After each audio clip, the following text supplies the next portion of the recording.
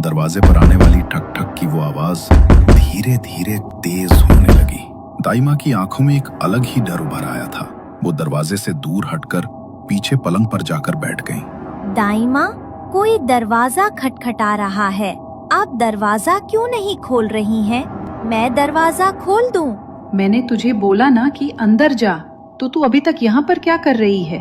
अंदर जा, और जब तक मैं ना बोलूं तब तक बाहर मत आना। लेकिन दाईमा। बोला ना, जा। दाईमा ने कंचन को अंदर भेज दिया। कुछ देर बाद उन्होंने अंदर जाकर देखा तो कंचन सो चुकी थी। उन्होंने अपने कमरे में सफेद रंग से एक गोल घेरा बनाया और उसमें तिकोने आकारों से एक आकृति उकेरी। उसके बीच में उन्होंने 5 दीपक जलाए और कुछ मंत्रों का उच्चारण करने लगी।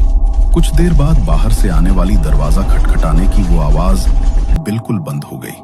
थोड़ी देर बाद दाईमा ने मंत्रों का उच्चारण रोक दिया और घर के अंदर से दरवाजे पर अपने खून से एक निशान बना दिया। आज तो जैसे तैसे बच गई।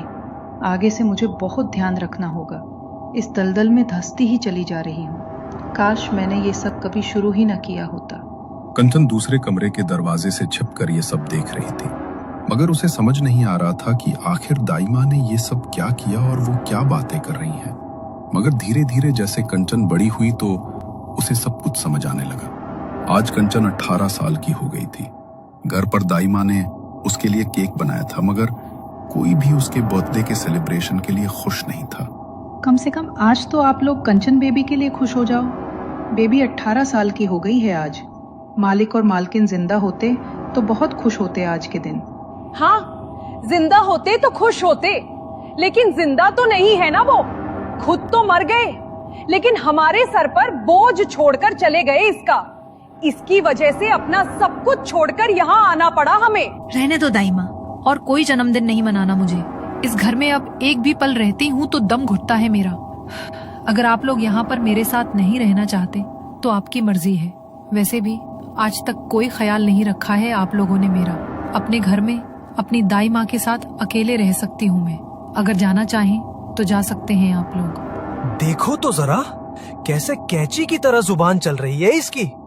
बचपन से लेकर अब तक हमने तेरा ध्यान रखा, और अब जब बड़ी हो गई तो हमें ही यहाँ से जाने के लिए कह रही है। एहसान फरामोश कहीं की। शर्म नहीं आई तुझे ये सब बोलते हुए? ऐसे लोगों को किसी की शर्म नहीं होती। चलो जी अपने कमरे में, बहुत मन गया इसका जन्मदिन। कंचन भी रोते हुए अपने कमरे में चली गई और उसके चाचा चाची अपनी बेटी पारुल के कमरे में गए। आज तो ये 18 साल की भी हो गई। अब तो प्रॉपर्टी अपने नाम पर करवा लो। 10 साल से यहाँ पर रह रहे हैं, इसे संभाल रहे हैं। अब और नहीं कर सकती मैं ये सब। पारुल की आंखों में जलन और गुस्सा साफ झलक रहा था। उसने अपने पिता की ओर देखते हुए कहा कि अब इस घर पर उनका हक होना चाहिए। वो बोली कि जब भी कंचन की शक्ल देखती है तो गुस्से से उसका दिमाग खराब हो जाता है। ना ये घर कंचन का रहेगा और ना ही वो उसे फिर कभी यहाँ नजर आएगी। कंचन अब 18 साल की हो गई थी और वो लोग इसी दिन का इंतजार कर रहे थे। उन्होंने धोखे से प्रॉपर्टी के पेपर्स पर कंचन के सिग्नेचर ले लिए और घर अपने नाम पर करा लिया। ये सब ठीक नहीं किया आप लोगों ने। अरे मालिक मालकिन के जाने के बाद आप लोगों को तो उसके माता पिता बनकर अपना फर्ज निभाना चाहिए था, लेकिन तुम तो पैसों के लालची हो। बहुत गलत किया है तुम लोगों ने ये। मैं जानती नहीं थी कि आप लोग इस हद तक गिर जाओगे। मम्मी पापा की यादों की आखिरी निशानी था ये घर, वो भी छीन लिया मुझसे। लेकिन एक बात याद रखना, मेरे मम्मी पापा के घर से मुझे निकाल रहे हो ना, इस बात का बदला तो मैं लेकर रहूंगी।